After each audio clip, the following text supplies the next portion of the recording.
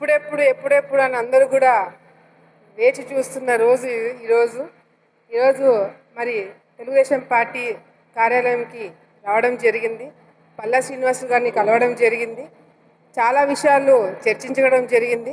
ఎందుకంటే ఆలగడ్డలో ఎప్పుడు ఏ చిన్నది జరిగినా కూడా అది చాలా పెద్ద సెన్సేషన్ అవ్వడము గత కొన్ని సంవత్సరాల నుంచి చూస్తూనే ఉన్నాం. అది మా తల్లిదండ్రులు ఉన్నప్పటి నుంచి కూడా. కాకపోతే ఇప్పుడున్న ఏదైతే సోషల్ మీడియా ద్వారా ఏ చిన్నది జరిగినా అది వాస్తవమా అవాస్తవమా అని చూడకుండా అది చాలా హైప్ రావడంతో ఒక కన్ఫ్యూజన్ క్రియేట్ కాకూడదనే ఒక నమ్మకంతో మేమే ఈరోజు పల్లా శ్రీనివాసులు గారిని కలిసి అన్ని విషయాలు కూడా క్లారిఫికేషన్ ఇవ్వడం జరిగింది. జిల్లాలో ఏం జరుగుతుంది, ఆలగడ్డలో ఏం జరుగుతుంది అన్నీ కూడా చర్చించడం జరిగింది.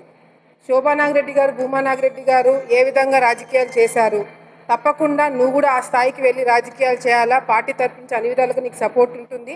ఏదైనా చిన్న డిస్టర్బెన్స్ వచ్చినప్పుడు నువ్వు పార్టీ కూడా తెలియజేసి ఒక క్లారిఫికేషన్ ఇస్తే బాగుంటుందని చెప్పి ఆయన కూడా చెప్పడం జరిగింది. సో ఒక చాలా జనరల్ డిస్కషన్ ఈరోజు చేయడం జరిగింది. మా తరపు నుంచి కూడా ఎప్పటి నుంచో చెప్పాలనుకున్న క్లారిఫికేషన్స్ అన్నీ కూడా ఈరోజు పల్లా శ్రీనివాసులు గారికి ఇవ్వడం జరిగింది.